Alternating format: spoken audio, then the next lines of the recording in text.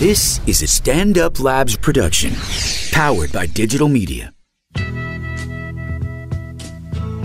Hey guys, this week we got a little bit of a different episode than we normally do. A little less notes, a little more conversational. I'll explain it at the top of the show. Thank you for listening. Stick around.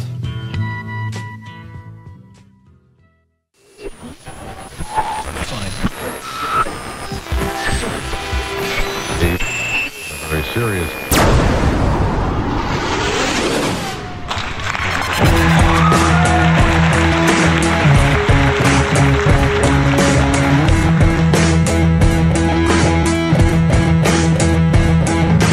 This is the Mandatory Sampson Podcast, coming to you live from Stand Up New York Labs in New York City.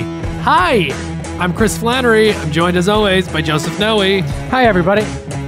Welcome to we also got Evan producing the program. Evan, we appreciate it, bud. You can say hi to everybody. What up? There you go. Thank you. Classic. Welcome to the program, everybody. We got a little bit of a different episode than we normally do today, Joey. I didn't take my regular notes, nor did I do the research that I typically like to do. I mean, I did more than I thought I was going to do, but I did less than I normally do. Okay. Tuesday night, I had some bad personal news. I had to put my dog to sleep, our family dog, Stanley, my sweet puppy, and that's not a great thing. It's it's a bummer, and I just didn't feel like sitting down and doing the podcast for 4 hours like I normally do. So yeah, I just want you to know that you have my condolences. thank you, sweetheart. He was a dear friend of mine as well. Yes, he was. He loved you. You were one of his favorites. Every time you came over, he'd greet you at the door. Very excited. Love Joey. Yeah, thanks, dude. Look, I mean, we have a show. I'm not saying we don't have a show here today. We put together a show. It's going to maybe be a little more free form. Here's the rundown of what we're going to get to. Brussels, obviously the Brussels attack. ISIS, it's like a little split update that I have. Global warming, SeaWorld. Hulk Hogan, Gawker, which we fucking nailed last week or the week before. We were all over that. I got a 2016 update, some clips, things like that. And just briefly at the end, we can mention New York City finally had mixed martial arts legalized, which is very exciting for me. Ooh, what a grand day. Yeah, that was exciting. I mean, that was, good news, bad news on Tuesday. It was like, oh, good, Ronda Rousey will be in Manhattan. Oh, damn it, I have to put my dog to sleep. That hurts. But anyway, so that's how that day went. Let me see what I got here. All right, so it's going to be mostly conversation, like I said. We have some quotes. However, long it ends up being, that's how long it's going to be. And then next week we'll get back to doing what we normally do. But I think we'll have probably at least an hour tonight. It should be a good one. All right, we got a couple of emails off the top. But before that, two people answered our Trump challenge from last week. If you recall, Oh, that is awesome. we said that if people wanted to count how many times we said Trump, we'd potentially let them call into the program and say their piece. Both people declined, which is fine. They were like, you don't have to have us call in, but they took different counts. So here's the first one. We got from Chase. He said, hey, Chris and Joey. So I took the time to count the number of Trump name drops in MSP72. For Chris, we have 103 and a half. Whoa, you were busy. Yeah. For Joey, we have 12. This brings the grand total to 115 and a half, not including one where Joey refers to him as Donald, and another time where Chris refers to him as the walking hairpiece, which actually made me laugh when I read that. The 0.5 comes from about the 1530 mark, and to be honest, this actually wasn't as easy as I thought it would be, and I might even be a couple off. You guys don't have to phone me on the podcast, but some stickers would be cool. I sent them to Chase, yes. And thank you for all you do on the awesome podcast. Well, thank you, sir. Well, We thank you, appreciate Chase. you taking the time to count that. That's a lot more than I thought. Yes. We also got one from Andrew Sims. He sent me a Snapchat where he has like a little post-it and he wrote it all down. Oh, look at that. And he says, I got 87 Trumps in the latest episode, LOL. So somewhere between 87 and 115, let's say. That's how many times. But that's a lot more than I thought, Joey, right? Yeah. I was kind of surprised by that. So if we do it that much, just think about how much the media actually does it. Oh, sure. 2 billion times worth. It's unbelievable. All right. Let's get to a couple of emails here before we get into any of the other stuff we have. Chase also sent us an email regarding this Huffington Post article, which I told him I had read. And he says, I'm not too familiar with how the early voting works, but it seems like another ploy Clinton and the media have been using to spin how Bernie is losing when he's actually tying or beating Clinton in most primaries. If you have any thoughts, feel free to share. This is all pretty new to me. I'll just read you what I wrote to him. I said, thanks for sharing this. I actually read it earlier today. I'm going to talk about this on the show tomorrow, meaning right now. But briefly, it's not really a ploy by Clinton. Early voting is part of the process, just like absentee ballots and things like that. However, the media failing to make it clear is on them. I don't know how much of a difference it would make to mention it, but it seems like they'd have time to bring it up considering the wall-to-wall election coverage. Obama built up a huge lead with early voting when he beat Hillary for the nomination in 2008, which is true. Excuse me. And largely she's mimicking his strategy and it's working. Also, name recognition, as it points out in the Huffington Post article, is a huge early voting factor, and obviously Hillary has a gigantic advantage in name recognition. That's kind of what he's talking about and what the article talks about. The early voting benefits her because everybody knows who she is. When Bernie starts campaigning and then they actually get closer to an election, people actually like him and they vote for him. But early voting obviously would disproportionately benefit Hillary. So Now, if only we could go back in time and give Bernie a little bit more name recognition. Well, you keep saying that, but again, like that's the nature of the beast. Like Hillary, had name recognition also when she, like when she. Hold on, I'm getting a fucking text. What is going on? Because I don't know. The audio's off. I don't know why. Maybe it's okay. There's nothing we can do about it on the video. I'm talking about. Oh, okay. All right. I don't know what I was talking about. Go, Joe. Say what you were gonna say. Oh, the name recognition thing. Yeah. I mean, that's the thing. Like, Hillary had name recognition against Obama. Yeah, she did. And he beat her. It was just a good strategy. Whatever. I don't know. I feel like I'm rambling. I kind of lost my place there. All right. We got an email from Mike. This is just a quick idea. He goes, I really enjoy the shows. As an episode idea is for half the show, you play devil's advocate on the politicians, a.k.a. you disagree with Bernie, you like Clinton and Trump, while trying to refrain from doing a redneck hick voice for Trump supporters. I love that idea. I answered him. I told him that's a really good idea. Maybe we'll do a devil's advocate edition of the podcast where I will be a conservative Republican and we will... that sounds like fun. We'll play devil's advocate. That could be good, or even just a segment. It might be a fun one. Yeah. That was from Mike. He says, we'll end this the same as the last big UK fan as you got a chuckle out of it. Yeah, I'm picturing you as a giant UK fan. That's how I look at it. All right. Got 2 emails from David. Quick, we're going to get through them and then we'll get on with the rest of what we got here. He goes, hey, Joey, Chris, the Samsonites, and the Nobodies. Oh, yeah, it's everybody. Everybody. I love the podcast since I started listening this past summer. It's nice to hear informed people talk about politics who aren't part of the, quote, establishment media and could dare to have a controversial opinion. Enough feathering your nuts, he says, which is very J-Train podcast of him. He says, I have a question regarding the powers that a president or the head of FEMA has in declaring a state of emergency. Would it be possible for Obama or any other president for that matter, such as Hillary or Trump, LOL, or if the power lies with FEMA, to declare a state of emergency in an effort to stop climate change? He was reading up about it. I don't know. I didn't really do a ton of research about it. I think in order for a state of emergency to be declared, I think you still need Congress's permission to like redirect funds. Like you can say there's a state of emergency, but without the funding from Congress, you can't really do anything. So you need congressional support to say Obama tomorrow is like, climate change is an emergency that we have to take care of right now. He'd still have to go to Congress for them to redirect funds from other places to put money towards that, and I don't even think that the FEMA budget would be big enough probably to do anything there, but it's an interesting thought. I like yes, it is. I would also try to spin that into giving FEMA the legal mechanisms so they can help prevent or hinder the actual causes of climate change. Because to me, FEMA seems something more that helps with the aftermath more than preventing it. Yes. Well, yeah. I mean, ideally, FEMA, I mean, if you look at Hurricane Katrina, it ended up being something that could only do it after the fact because they just simply weren't prepared before the fact, So, yeah, I mean, it should be something that you can use beforehand. Like if you understand that a huge storm is coming or something, you start preparing and redirecting the money beforehand. But right, I mean, some things you can't predict, and then you have to send them in, and you're right, probably to that extent. All right. So that's actually an interesting question there. I like it. Maybe I'll do a little more research about it, and we'll see. He said, your loyal listener and neighbor, David, he's from Woodcliff Lake, which is pretty close to where I grew up in Westwood. And then he sent another one. He goes, sorry for another email. Yeah, David, what is this, your podcast? Jesus. No, I'm just kidding. He goes, but I've got another question. I share your concerns in how our corporate news media operates.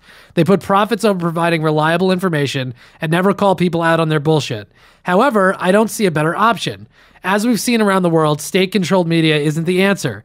It feels undemocratic and authoritarian to have the government decide that who is and who isn't allowed to own news media outlets. I really don't see a good way to do this. Let me know your thoughts. You got any thoughts on that, Joey? There's actually one state media that I do have a little fondness for, and that's the BBC. Sure. I feel that they do a great job of informing the public and producing news. However, I could understand the issues with other state media, such as North Korea, where everything would be heavy-handed. Right. It's very controlled. Exactly. It's very controlled and propagandistic is the word. I don't know. Look, I'd rather, again, like this is kind of the argument we always have. I'd rather have a government body running something theoretically because we have a control over that. We can't tell Rupert Murdoch how to run Fox News. Ever. We're not going to be able to tell him that. You could turn it off, but people aren't turning it off. They're watching it more than any other like cable news network. It's a catch-22, but I mean, it used to be done. It used to be done before news was considered entertainment. It was a separate division that was the news division, and they were autonomous. And if they lost money, they lost money, but their job was to serve a public good. That's the rubric. It doesn't necessarily mean that can't be done under corporate control, but it just means there's no appetite on the part of corporate media to do it because they want to make money that way. When you talk about state-run media or, whatever, like the BBC, like you're talking about government-funded, they don't have to pull a profit, which is another argument I think that gets lost in the shuffle a little bit with healthcare and things like this. Mm-hmm. Why does healthcare have to be something that is a profit-driven thing? How about it just breaks even or even loses a little money if you're just going to cover everybody in America? Like, let it be a break-even scheme. You don't need to actually make money off that. Oh, but the health insurance industry is in between you and your doctor, and they've got to get a little payment going on, right? So that's where that incentive comes from. Same thing with kind of the corporate media. Sell Big Bang Theory and sell your fucking camera ads on that and leave the news alone because that's so much more important and relevant to everybody's life. Like, we need that to be something where you get real information from. You don't have to sell, Cascade or whatever the fucking thing is that you're selling during the news. That's crazy. Why don't we just make the news 25 minutes, no commercials, and then get back to your other bullshit, but at least let it be a real thing, Yeah. At dinner. 25 minutes at dinner. Yeah, exactly. Right. Like the standard American dinner. You get your cheeseburgers and you watch the news, and that's it. All right. I think we answered those questions. That was pretty good. Yep. Thank you for emailing everybody. MandatorySampson@gmail.com. What do you think, Joey? Good start? I don't know. We're starting tough. You think we're having a tough start? No. I was going to say a tough start. Jesus, you're ruining it already. I know. It's just like, I was like, I don't want to do the show, but then I was like, no, people want to hear it. And obviously there's going to be stuff that I want to talk about, like the Hogan Gawker thing. I absolutely wanted to get to. You want to know what I don't want to talk about? Sure. The Brussels attack. Well, that's what we're starting with. So I know. We're going to talk about it. We're going to talk about it a little bit. It's okay. We got to get into. We got to mention it a little. I'm just so sick and tired of the shit that's going on. Okay. Well, all right. We're going to get into it right now. You ready? Mm-hmm. ISIS claims responsibility for attacks which killed 31, injuring 200 more, coming just days after the Paris attacker on the run, the mastermind of the Paris attacker. We're not going to say their names. Fuck these guys. Was arrested in Belgium. I have an Obama quote here about the attack, and then I have a clip of the GOP candidates, like their response to the attack. Oh, that sounds like fun. It's all right. We will do, this is a Barack Obama. We will do whatever is necessary. No, I'm not going to do it. To support our friend and ally Belgium in bringing to justice those who are responsible. This is yet another reminder that the world must unite. We must be together regardless of nationality or race or faith in fighting against the scourge of terrorism. We can and we will defeat those who threaten the safety and security of people all around the world. All right. pretty generic. I mean, that's, what's he going to say? Okay. This is Kasich, Cruz, and Trump. It's like a quick clip of them, their kind of responses at little press conferences and things. So here we go. This is the GOP candidates responding to the attacks. Attacks in Brussels underscores that this is a war. This is a war with radical Islamic terrorism. ISIS has declared jihad on Europe and on the United States of America. And it is long past time that we had a president who will acknowledge this evil, will call it by its name, and utilize the full force and fury of the United States to defeat radical Islamic terrorism, to defeat ISIS. If I were in Cuba right now, the last thing I would be doing is going to a baseball game. I would be going back to Washington and assembling all of my advisors and all of the leaders of the world, the civilized world, to say, okay, folks, we can't okay, folks, we need to kill ISIS. delay any longer. This threat is growing more intense and bigger every day, and we're all in this together, and we need to work together to begin to address these problems and solve this issue. All right, but let me take you back to my question, Mr. Trump. What would you have done first as President of the United States if you got this call? Well, as president, I would do probably what I would have been doing for the period of time that I was president. I would be very, very tough on the borders, and I would be not allowing certain people to come into this country without absolute perfect documentation. We're allowing thousands of people already, Matt, to come into our country. We don't have proper documentation. We don't know where they're coming. That's like a nonsense. Of course we have proper like, what are you talking about? Of course we do. From. They happen to be in the migration. They happen to come from perhaps Syria, but nobody really knows. Yeah, nobody has any idea. Here's the thing that I want to say about this. And when our tone on Trump is changing, it's not going to be, it's not even funny to entertain the ridiculous things that he's saying anymore. Now it's just an annoyance every day where this guy comes out and he's like your fucking idiot uncle that just has stupid opinions that you can't agree with. And, and instead of just being like, well, whatever, I won't see him until next Thanksgiving. It's like we see it every fucking day. And it won't go away. Yeah, first of all, we're talking about an attack on Belgium, okay? It has nothing to do with us letting refugees in, whether we're doing that or not. What does it have to do with anything? We're talking about Belgium. It's a completely different country. It's talking points. With talking points, you're allowed to insert them at any topic. Yeah, you can fucking say whatever you want. And then I had another quote where he says we're going to do more than waterboarding, which we talked about last week. Yes. But it's like, oh yeah, that's probably the problem. We're not torturing enough people in violation of the Geneva Convention. That's probably why this stuff is happening. I want to say this though. Trump did say something, and I mean he's not the only person to say it. He said it in a way of like, we need to get rid of Muslims, essentially. But his point was more generically that obviously there are certain people that are having a harder time assimilating into society because of their extreme religious beliefs, which I got to agree with that. I mean, I'm not saying that all Muslim people are like that. Of course, the vast majority are not. But... And there's Christian people, there's fucking Hasidic Jews that have like really extreme views and they have a hard time assimilating too. But obviously the violence is coming out of radical extreme Islam. You know what I mean? Like that's where the problem is right now. So yeah, that is something that needs to be talked about, and we talk about it on the show. It's not like that's not something that we don't mention, but it also doesn't mean that I'm saying, oh yeah, we got to ban fucking everybody that's Muslim. Like Ali Muhammad's Muslim, who does in the conversation. He's one of the coolest people I know. He's like a real role model and a good dude. Do I think he's going to like blow shit up and he's like some kind of extremist? No, of course not. It's not who we're talking about. But obviously there is a percentage of people that are like that. And we got to, stop it from happening. And I think that's again a decades long process. It's not something you're going to stop militarily. It's a mindset, and it's also not allowing parts of the world to become so desperate that people have to cling to bad ideology. It's what we always talk about. Yes. I was planning probably like a more complex presentation for this ISIS update I'm about to give, which I think kind of like flows well out of the GOP response to it, because like I'm saying, Trump is talking about what we need to do in response. We need to go after terrorists.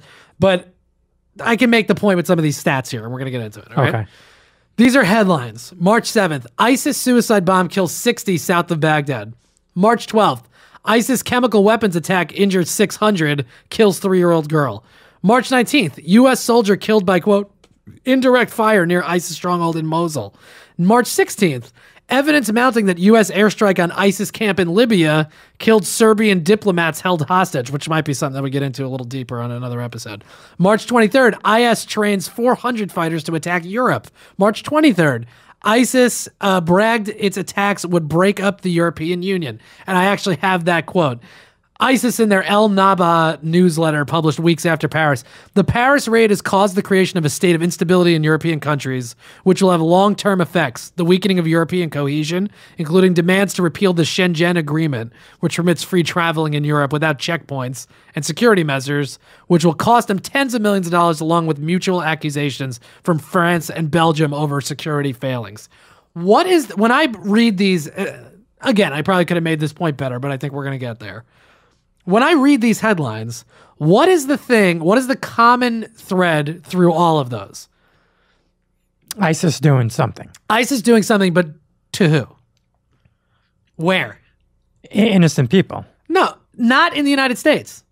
We're constantly talking about ISIS is a threat to us, our homeland, and we need to go to the Middle East and attack them.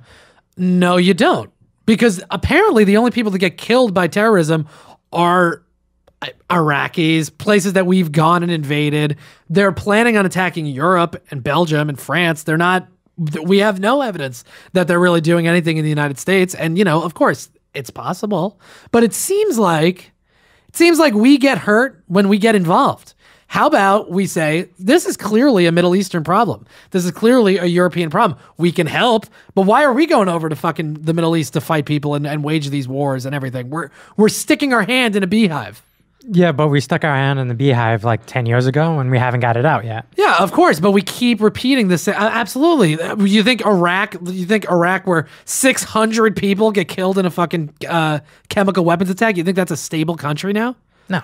Right, but that's the argument that they'll continue to make when fucking dumb Jeb Bush is at the debate and he's like, my brother kept us safe and he did the right thing. Did he, idiot? You both go on the sideline because your opinion is invalid. My point is, we can say ISIS is a huge problem and we need to be the ones to address it and we got to go to the Middle East and attack them and do all this stuff. We really don't. What we need to do is force countries like Saudi Arabia, who we are strong allies with, countries like Israel that we fucking give a ton of money to, and all these other countries, Egypt and whatever. Where are they? You get involved. You go kill ISIS. You're there. They're already your problem, and you're already the reason that ISIS exists to begin with, in large part, because you're all these fucking crazy theocracies that are undemocratic. You're creating extreme opposition to what you're doing. Sunni, Shia, all this back and forth. Like, it's not our problem. We are not involved in that, really. And every time we go in there, American soldiers get killed, or innocent Iraqis get killed, like you said. Yeah, sometimes we kill ISIS, but how bad are we damaging them if they're talking about going to Belgium and France and they're able to carry these attacks out? Well, also, I think we have to keep in mind that it seems more like those individuals that are more on their own than actually, I feel, being sponsored by ISIS. Yeah, well, well, definitely. I mean, there's lone wolf aspect to it, which we've talked about, right? When we even say, oh, ISIS is doing the attacks. Well, not really. I mean, ISIS just represents... It was Al-Qaeda, 8 years ago. It's like, whatever. They're just the new name. That's just what we associate it with. It's like when people call, what do you want to drink? Coke. Well, you want soda, but you want a Coca-Cola. Mm-hmm. It's the same idea. It's like terrorism is ISIS. It kind of goes hand in hand now. That's just what we're saying. But right, they're kind of getting these very indirectly related people to go out and do things. You know what I mean? And they're like, you go pick the time, place, you do what you want, but... We're going to take credit. Yeah.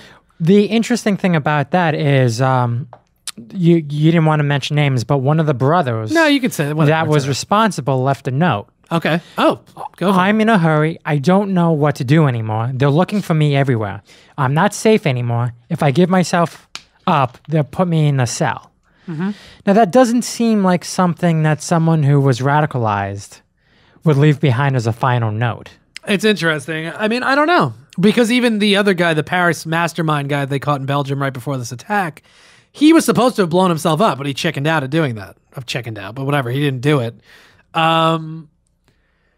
Yeah, I don't know. I mean, look, it's one thing to say I'm willing to die for something, but when you actually are about to, that's really the that's really the breaking point, right? Where they go, there's no atheists in foxholes or whatever that phrase is, which is bullshit. But you know what I mean? It's like you're gonna start to get really, once you get that close to the line between life and death, like you're gonna start to probably get a little real, as opposed to these crazy notions that you have where you've been radicalized. You know, because the other interesting thing about this too. But wait, I'm sorry. You know what? But let me go with that point. Yeah, go ahead. So that's the thing, though. As they get closer, some of these guys start to obviously, whatever, for lack of a better word, pussy out, or they start to rethink what they're, what they're really doing there.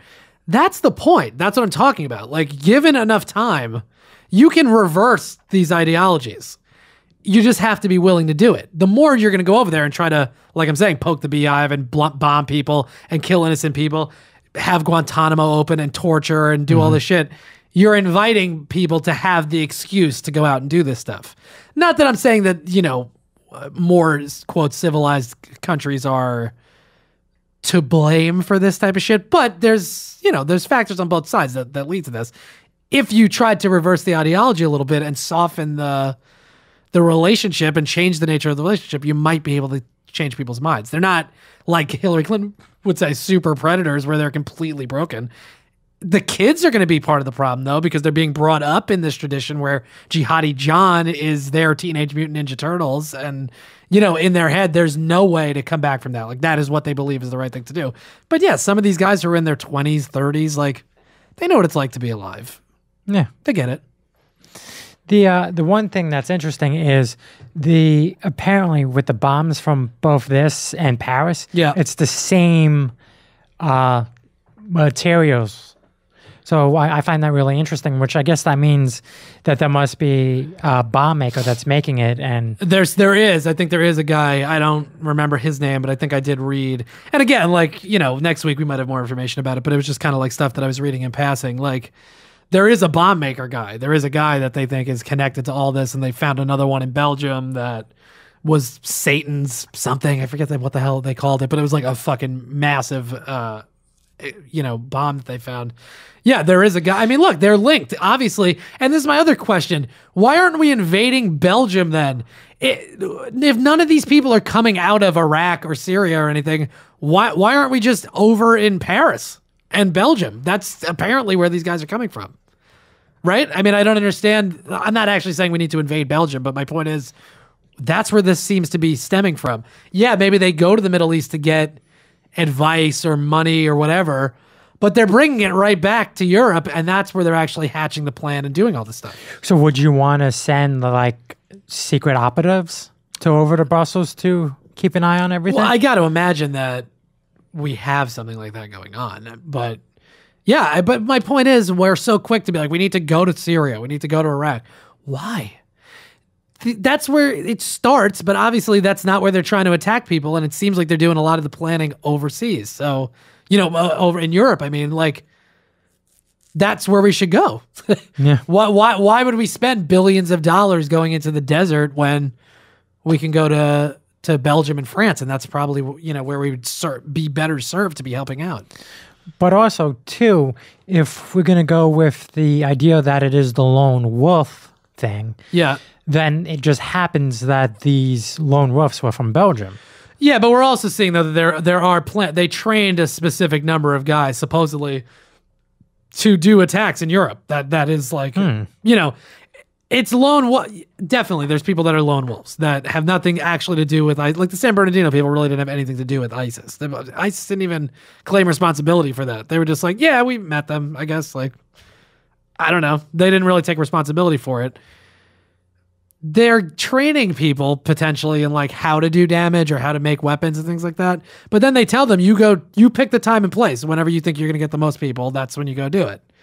It's up to you then. And they don't have any more contact with that. It's not like they're calling the ISIS headquarters, hotline to get their instructions. That's not how it's working. So it's a little bit, yes, there's lone wolves, but there's also then these kind of like loosely affiliated people who, once they're in Europe, they're on their own. They got to like work in their little group and make it happen.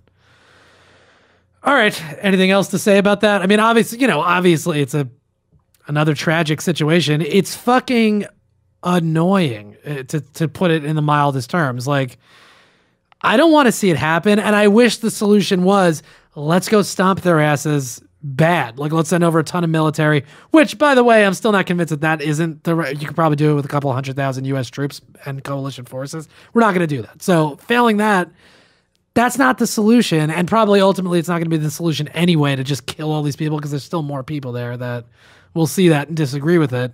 And they're all going to have families. Yeah, but it is annoying. I mean, don't get me wrong. I find it so aggravating that this is where we are, where there's these groups of people that are just trying to be destructive and even potentially are doing it in the name of a fucking imaginary god. Man, that bothers me more than I can even explain. But the tough talk, waterboarding, that also doesn't work.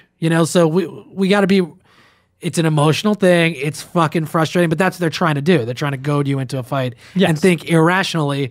We're supposed to be better than that, and that's why we claim the moral high ground. We are a country of rules and a country of laws, and we're also supposed to be a country that's smarter than these fucking terrorists that are running around and just trying to do damage. So you gotta weigh it, and that's why people like Trump are dangerous. I'd much rather have a Bernie Sanders in there who isn't going to be quick to anger. He's not going to be a guy that's just going to act irrationally. Does Trump seem like the type of guy that might act irrationally and be quick to anger in a situation like this? Definitely. Yeah, okay. So that's really the big concern. And every time something like this happens, that's something that needs to be taken into consideration. Hey, this is Jeremy Roenick of the Roenick Life Podcast. Check out our podcast, and I can guarantee you'll hear great stories, blunt, in-your-face honesty. Our guests never disappoint. It's the Roenick Life Podcast. You can find it on iTunes, Stitcher, SoundCloud, TuneIn. Make sure you go get it. You won't regret it. All right, Joey. SeaWorld. You want to hear about it? Yes, I do. Announced that they will stop breeding orcas in captivity, which is a huge victory for the Mandatory Sampson Podcast, which has been highly critical of the company in recent years. I feel like we did it. We did it. We finally did it. I don't really have more on that. And I actually skipped the story, but that's fine. We can go a little out of order. Good. Ultimately, with SeaWorld, the ocean needs to be SeaWorld. The whales that they have in captivity now and the dolphins, they can't send back out into the ocean because they wouldn't be able to survive. They've been away from the wild for too long. So, okay, understandable. You got to expand their pens or whatever you want to call it out into the ocean. And then when they die, that's it. You got to stop breeding them in captivity. Maybe SeaWorld becomes some kind of expedition thing where you can go out into the ocean and potentially see them or potentially not. Or it's just not a business that we can work with anymore. It's like coal mines. It's over. I'd be honest with you. I would love to Please be honest with me, Joe. Take full responsibility of us helping the orcas. But I feel that for the most part, it was the California Coastal Commission that had a huge influence over them due to the fact that they said that they would not approve SeaWorld's renovation plans. Yes. Yeah, we talked about that. Yes, if they didn't scrap it. Yeah, absolutely. Look, I mean, the public pressure and also the public works pressure that has been put on them and different government. Oh, wow, government helped and did something good. That's what they're there. That's what it's there for. Like in a certain way, the government is the best wet blanket we can possibly have, where it's like, yeah, we're just gonna redo this whole park. Like, no, you're not. No, you're not. You can't do that to the animals. It's fucked up. That's good. That's what we want. That's what you want government to do. I don't know. I don't have any really much more to say about that. I just wanted to bring it up. I think it's good. I hope SeaWorld just goes out of business. It's like, what are we doing? Well, they're having a lot of missteps that would help them, going out of business. For example, profits dropped 84% between 2014 and 2015. Yeah, oh yeah. That's a shit ton of money. Is it really 84% of profits? Yeah. 84%. Yeah. Well, we talked about some of this stuff on the show. Yes. Yeah, that's right. Yeah, I mean, because your business model is flawed. People don't want to see, for the most part, I mean, people in Texas, SeaWorld don't give a shit. We talked about that. But yeah, for the most part, people don't want to see animals be tortured. And we're also starting to get, I think, more of a recognition that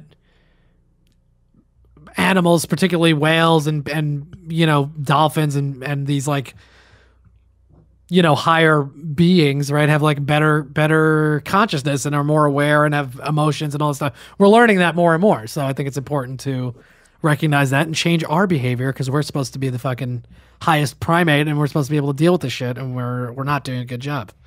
All right.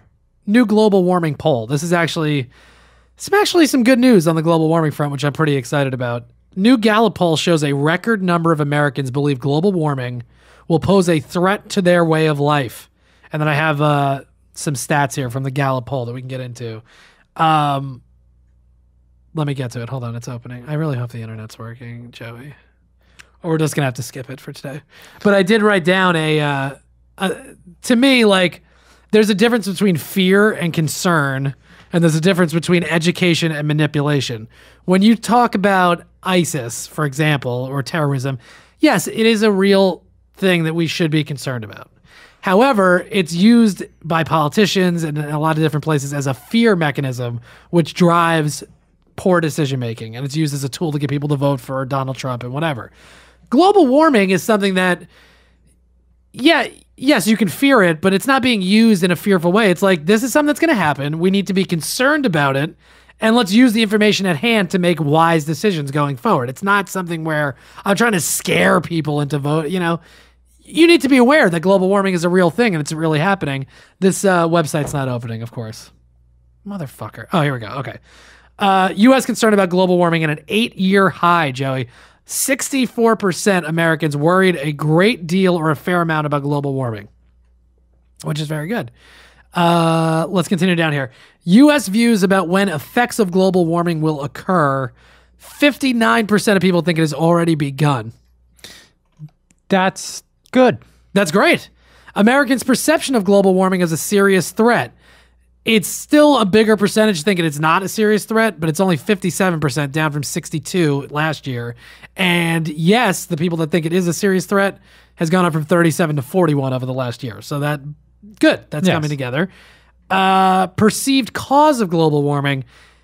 65% of people think it is human activities, and only 31% think it's natural causes.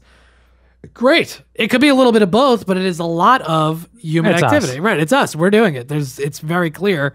And all of the political parties, the numbers are increasing of people, even Republicans and Democrats, independents, whatever, people that are worried about it or think it's a real thing is all going up, which is good.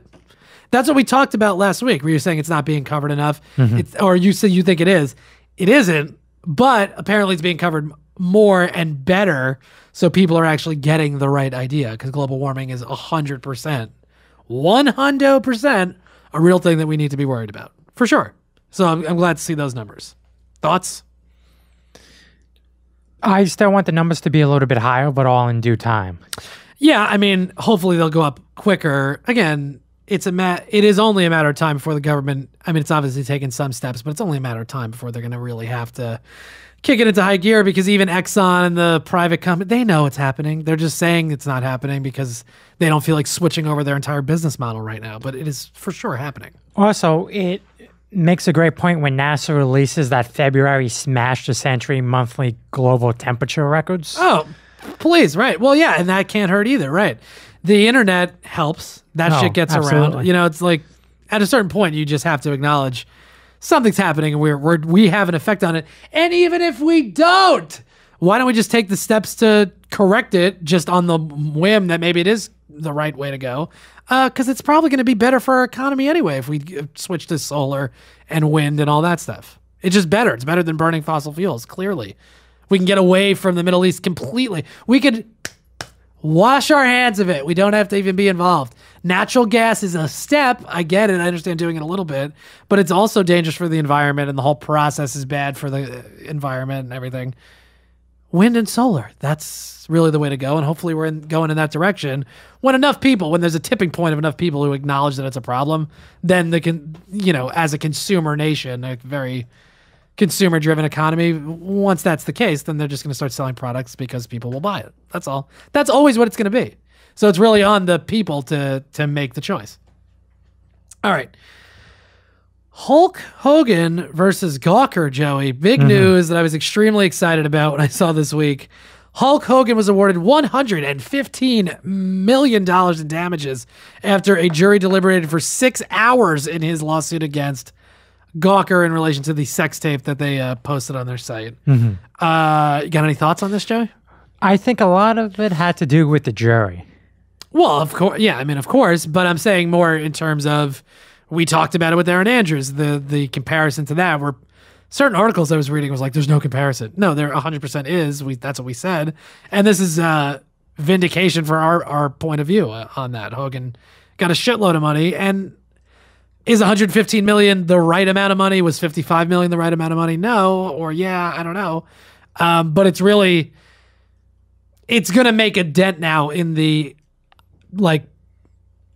tabloid media, essentially. How do you feel? But that's really what I'm asking you. I mean, as far as the privacy versus First Amendment thing, the freedom of the press, how do you feel about that in terms of if this bankrupts Gawker? Good, bad, indifferent?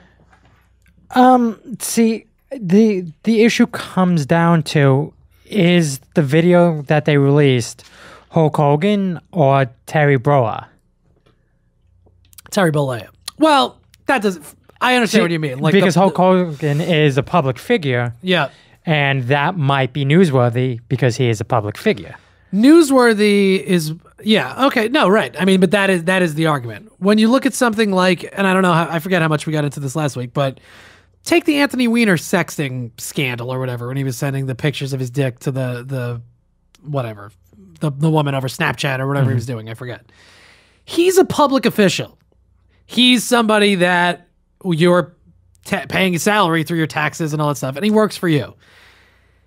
I don't personally care that he's doing it from a moral point of view. Like, he's choosing to do it, let him do it. It's not my thing. If it's affecting his job performance, it's relevant, and I understand that maybe that being a story. As far as Hulk Hogan's sex tape is concerned, against his will, no, that does not serve a public good in any way. Hulk Hogan's not an elected official. That's ridiculous. Because people will be quick to jump on Snowden and go, oh, or Chelsea Manning, don't release those documents because it affects the country and blah, blah. That's in the public good. That's what Gawker should be releasing instead of this tabloid nonsense. And I also don't really like the fucking vulture culture that it is of having paparazzi follow around celebrities and trying to get pictures of them. It's ridiculous. You know, I just don't think we need it. And I think it's a garbagey part of our culture that if we lessened it or eliminated it potentially, I don't think we're going to be suffering for that. Maybe people will be forced to pay attention to real things that matter. I just don't know how a tape that's 1 minute and 41 seconds and only 9 seconds is actually sex gets $115 million. Well, he asked for 100. He got 115. And then the point more is, I think, to put Gawker out of business. It's to send a message of like, this isn't okay anymore. You can't just do this shit.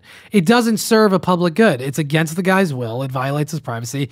It isn't First Amendment. Like, it's not freedom of the press. What are you trying to inform us about? Well, Gawker apparently saw the writing on the wall. Yeah. Because it sold a minority stake to Columbus Nova Technology Partners, which is an investment fund with deep pockets and several $1 billion in assets. Oh, okay. So they're selling it over to them. So even if they do have to pay 115, which I believe that's going to get repealed. Yeah, appealed.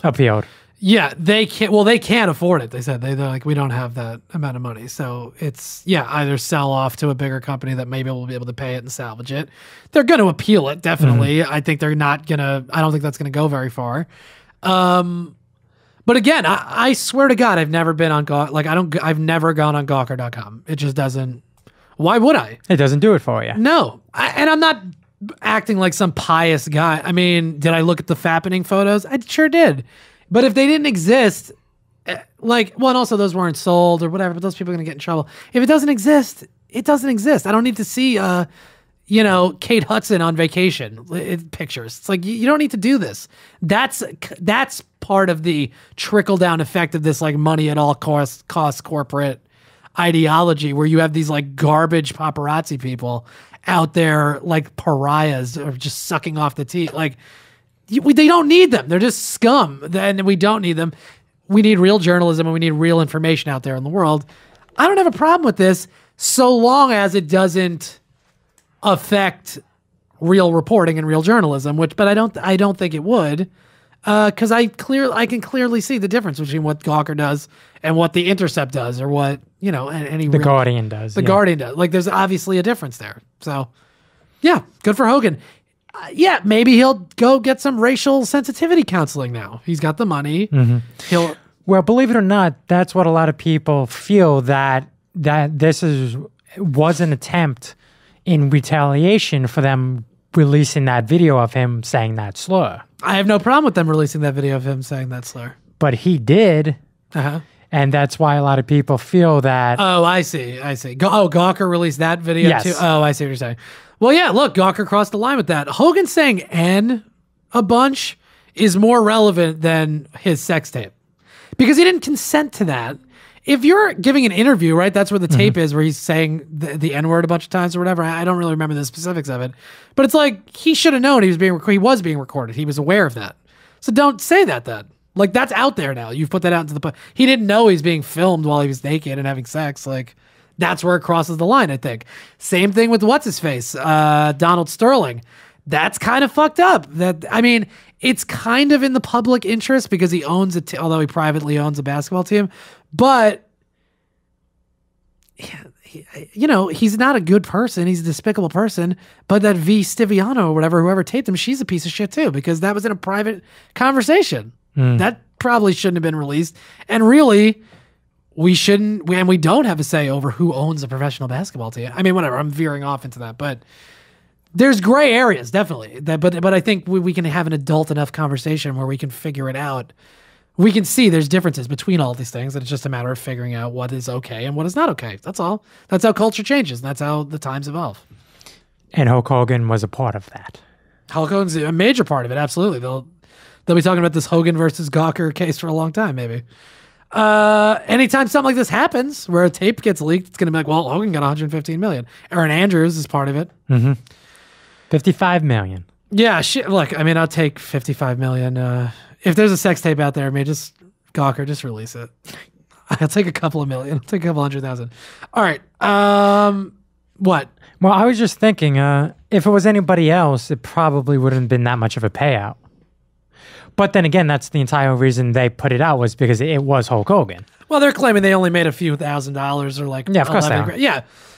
Well, you should have thought. See, and that is very telling too, where they said, "Well, this is unfair because we only made like $11,000 off this story or something." Whatever they said, even if it was 100,000, then maybe you should wait for bigger fish to fry, right? Mm-hmm. Like if you're only making $11,000 for that for like ruining Hulk Hogan, or whatever, making him feel terrible, it's not worth it. Then is that really the price to publicly shame somebody? Exactly. Is that the price for public shaming? Like. Then maybe you're not a good business to begin with, and your business model is flawed, like we keep talking about. Not just because you had the idea to do it doesn't mean we should let you do it, right? Correct. Okay. Do you have anything to say about the size of his penis? I didn't even see the sex tape. I got to be honest. Do you have something to say about it? No, but on the stand, he actually admitted that Hulk Hogan has a bigger dick. A bigger than average penis than Terry Bollea has. Wait, what? Yes. He is Terry Bollea. I know. Oh, he's saying that when I'm Hogan, yes, my balls are gigantic, like the 24-inch pythons.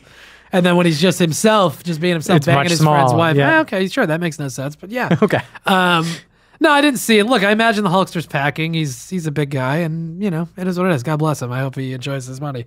All right. Let's close up with this, Joey, the 2016 update. I got some clips. I got some stats that we can get into, and then we'll mosey on out of here.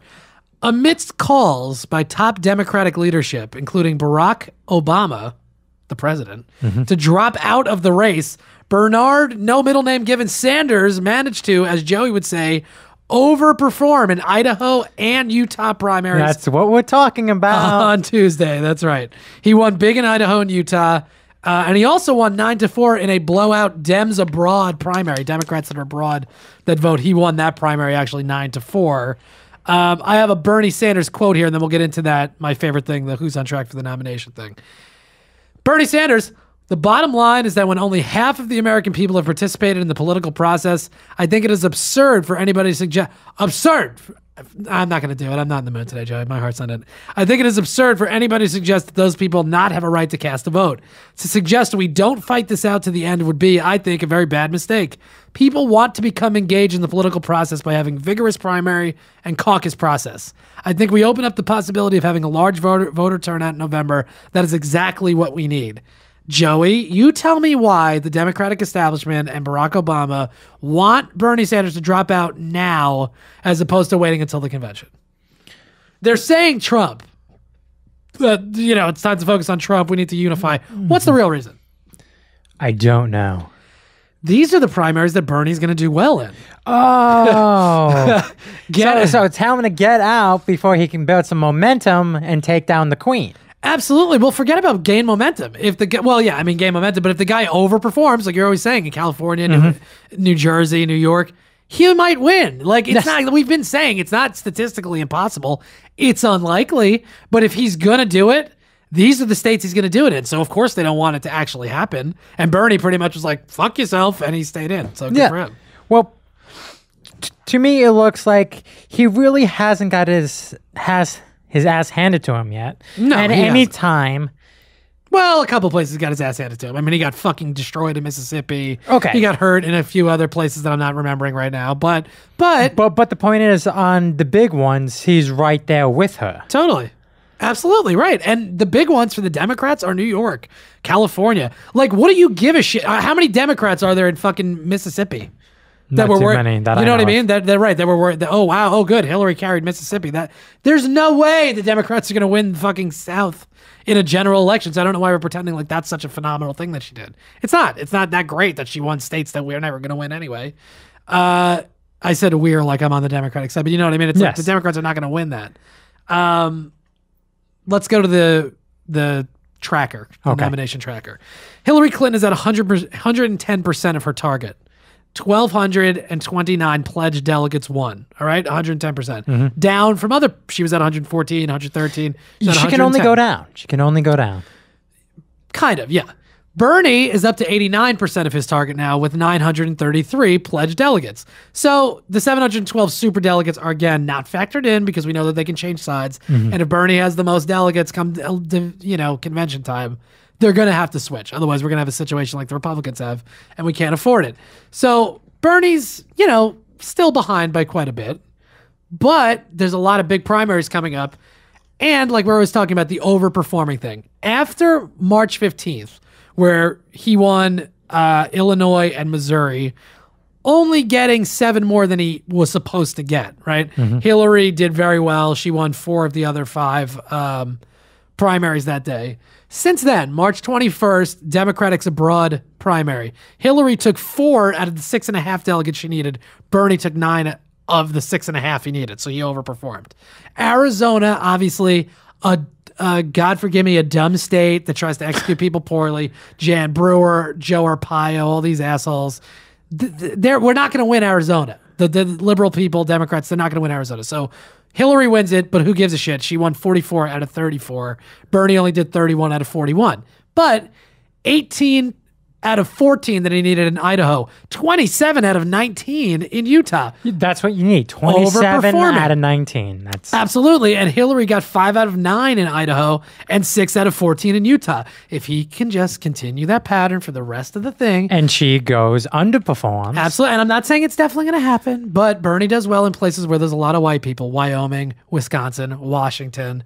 You got to think Hawaii, probably Maryland, Delaware, Pennsylvania, Rhode Island. This is as white as it gets. So you got to think Bernie's going to do well there. Oregon, Kentucky, right? California. I mean, obviously it's not percentage white, but that's super liberal. So we'll see. North and South Dakota. You think there's a lot of white people there? I don't know. Indians? I don't know what's going on there.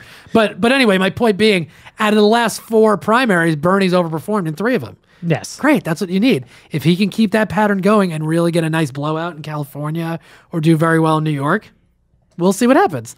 I'm not changing my tune. I still think it's going to be Hillary, but these are the states that if he's going to do anything, this is where it's going to be done. And so, of course, they'd rather get him out now. And the only way to do it is to actually do it.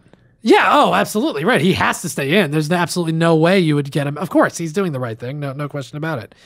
All right. Got a couple of Trump things, and Elizabeth Warren, who, God love her, is still just a huge X factor in this. We're going to close with it's a little bit of a longer clip. It's like a 4-minute clip of Elizabeth Warren, but it's great. It's from 2004. Her talking about Hillary Clinton. God, it's a good one. Just get in, Elizabeth, please. You want to know what we call that? time capsule. It's a beautiful time capsule, and we've unearthed it for this episode. All right, Trump first. The Economist Intelligence Unit published a report last week on the biggest threats to the world's economy. All right, did you see this? Yes, I did. I believe it was the BBC. No, it's The Economist. Oh, The Economist? Okay. Yeah. These are all based on, it's the top 10. It's based on a 25-point scale. So 25 being the worst threat to the global economy, and then anything less than that is a lesser threat, obviously. Number 1, China experiences a hard landing. That's a 20, meaning their economy collapses. They have, Just totally goes kaput. Yeah. What was that word? Kaput. Kaput? Kaput. I thought you said cuckoo. I don't know what you're saying. That's number 1. Russia's interventions in Ukraine and Syria proceed to a new Cold War. That's 16 at a 25 scale.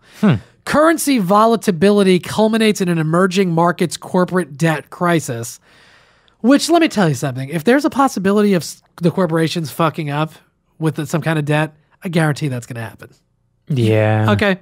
Where was that? What number is that? Well, this is 10 of them, but I'm saying that has a 16 out of 25. Oh, that's at 16. Okay. Yeah. So I'm doing it from worst to greatest, to least. Beset by external and internal pressures, the EU begins to fracture, the European Union. Huge issue, no question about it. The Greek exit from the European Union is followed by a Eurozone breakup, like the dollar. That'd be, the European money would be a problem. Donald Trump wins the U.S. presidential election. What? Is it 12 out of 25? That's literally a worse threat to the global economy than the rising threat of jihadi terrorism destabilizes the global economy. The UK votes to leave the EU. Chinese expansionism prompts a clash of arms in the South China Sea, and a collapse in investment in the oil sector prompts a future oil price shock. Those things are less destabilizing. Jihadism is less destabilizing to the global economy than Donald Trump becoming president of the United States. They're just afraid that he's going to fix everything. Yeah. They're scared that America is going to be so great that the rest of the world is just going to pack up and go home. Yes. Crazy, right? I mean, that's real. That should be very alarming to people. Donald Trump becoming president is worse than ISIS, essentially. And he's on his way to doing it. No, he's not. He's not going to be president. We talk about, I firmly promise you guys, don't worry. Donald Trump's not going to be president. It doesn't mean don't talk about it. It doesn't mean tell people you shouldn't vote for him, but he's not going to be president. I promise. I promise. Because he's winning these primaries. He's winning some of them. He's losing some. Cruz is winning some. Kasich won Ohio, which it's the only one he's winning. That's it. He's done. That's the biggest one. Kasich is done. I'm not saying Kasich is going to win, but I'm saying Trump not winning Ohio means he's not going to be president. That's all. That's all. You want to know what Kasich is? He's one and done. Yeah, well, that's fair enough. All right, let's skip ahead a little bit here because I do want to get to this Elizabeth Warren clip, and we're a little pressed for time here. New poll says that half of America believes Donald Trump's campaign shows fascist undertones, which is good. Oh, like the hand rising? Yeah, just different things, just the way he runs his press conferences and stuff. Video of Trump's campaign manager, Corey Lewandowski, appears to show him pulling the collar of a protester at an Arizona rally. Ooh. That came out, which it's alleged, I guess, but you watch the video and it's 100% that the guy grabbed a protester's collar, so there's no debating that. This is on Donald Trump. This is Donald Trump on if he's denied the nomination. I would certainly tell them that not to riot, but look, these people are fervent. I don't want to see riots. I don't want to see problems. But you have millions of people we're talking about, George. Millions of additional people have gone. I've gotten more than 2 million votes more than anybody else. 2 million votes more than anybody else. I don't know what's going to happen, but I will say this. You're going to have a lot of very unhappy people. That's Donald Trump's quote. Does that sound like he's saying don't riot? Or does that seem like he's putting out this kind of incantation of riot when they don't give me the nomination? Well, if you would... Can you say something by not saying it? Well, that's what he's doing. Exactly. Yeah. He's saying, right, exactly. But that's my point. He's putting out this kind of spell. He's putting it out into the ether, and we'll end up, we'll see what happens. Let's quickly, we're going to skip the MMA in New York City. It's cool that it's legalized. Maybe that's something we could talk about next week. It's awesome. Finally, the UFC will be at Madison Square Garden, which will be really great. Elizabeth Warren put up a Facebook post where she said, let's be honest, Donald Trump is a loser. Count all of his failed businesses. See how he kept his father's empire afloat by cheating people with scams like Trump the University and blah, blah, blah. She went on a whole thing. Yeah. We don't have time to read it. I love that she started off with like, Donald Trump's a loser. Let's just be honest. I love Elizabeth Warren. I wish she'd endorse Bernie. That would help. Let's do our plugs and shit right now, Joey, and then we'll close with the Elizabeth Warren thing so that we can wrap up.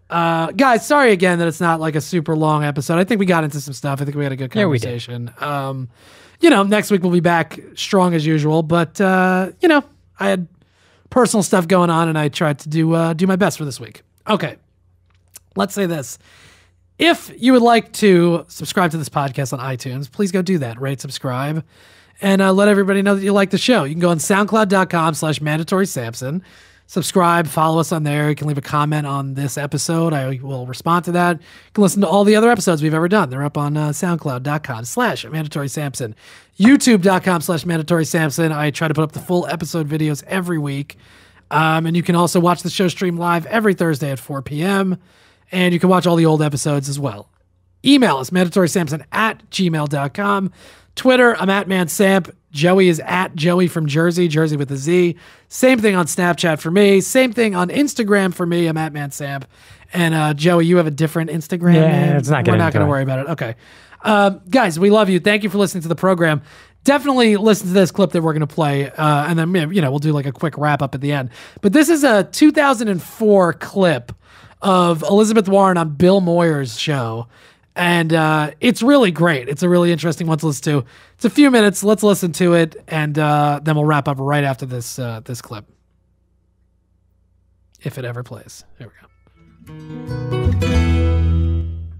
You tell a story that, to me, illustrates what has happened to our political system in regard to the middle class, in regard to democracy in the country as a whole. And it involves Hillary Clinton. I had written an op-ed about a piece of pending bankruptcy legislation. The credit card companies have been pushing to try to tighten the bankruptcy laws, sort of like locking the doors to the hospitals and then claiming nobody's sick in America. So they were trying to get the bankruptcy laws constricted so that fewer families could get in. Why? Because you can make more money if those families don't go into bankruptcy, if you're a credit lender. And so I'd written an op-ed about how this would fall disproportionately hard on women who were raising families and who would be put in the position under this bill of trying to compete with Citibank, MasterCard, Visa, Bank One for getting alimony and child support from their ex-husbands. Mrs. Clinton evidently saw the First Lady. The First Lady. She was then First Lady. This is in the 1990s, late 1990s. Mrs. Clinton saw the piece, and I got a call from the White House. And they said Mrs. Clinton was going to be in town to give a speech in Boston, and would I come and meet with her? I said, sure. And so I put together all my files. I show up at the appointed place. After she's finished her speech, we're ushered into a tiny little room somewhere in the bowels of this hotel, and just the two of us. They close the door. Mrs. Clinton sits down. We have hamburgers and French fries. And you tutor her. And she says, tell me about bankruptcy. And I got to tell you, I never had a smarter student. Quick, right to the heart of it. I go over the law. It's a complex law. Went over the economics, showed her the graphs, showed her the charts, and she got it. Within 20 minutes, she could play where the rest of it would come. Well, then that will mean this part's happened. That will mean this has happened. I said, yes, that's right. And at the end of the conversation, Mrs. Clinton stood up. She said, let's get our picture taken, which we did.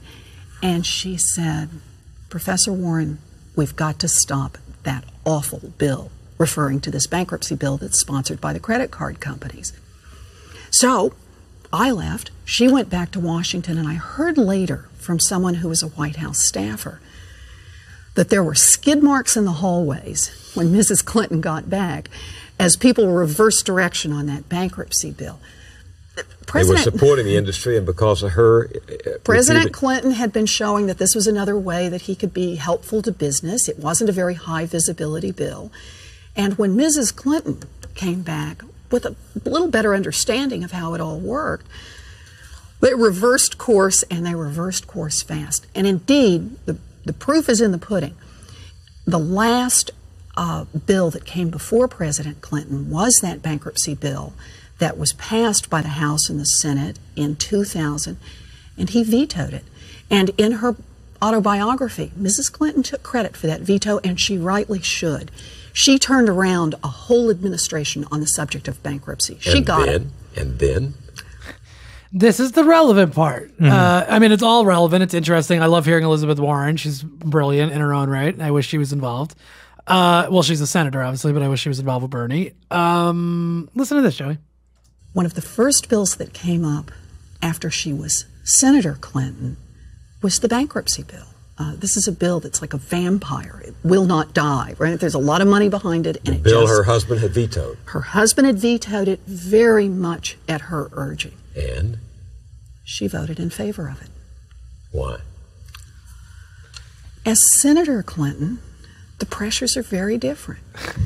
It's a well-financed industry. A lot of people don't realize that the industry that gave the most money to Washington over the past few years was not the oil industry, was not pharmaceuticals. It was consumer credit products. Those are the people the credit card companies have been giving money, and they have influence. And Mrs. Clinton was one of them, as senator. Yeah. She has taken money from the groups, and more to the point, she worries about them as a constituency. So what does this mean, though, to these people, these millions of people out there whom the politicians cavort in front of as favoring the middle class and then are beholden to the powerful interests that undermine the middle class? What does it say about politics today? This is the scary part about democracy today. We're talking again about the impact of money.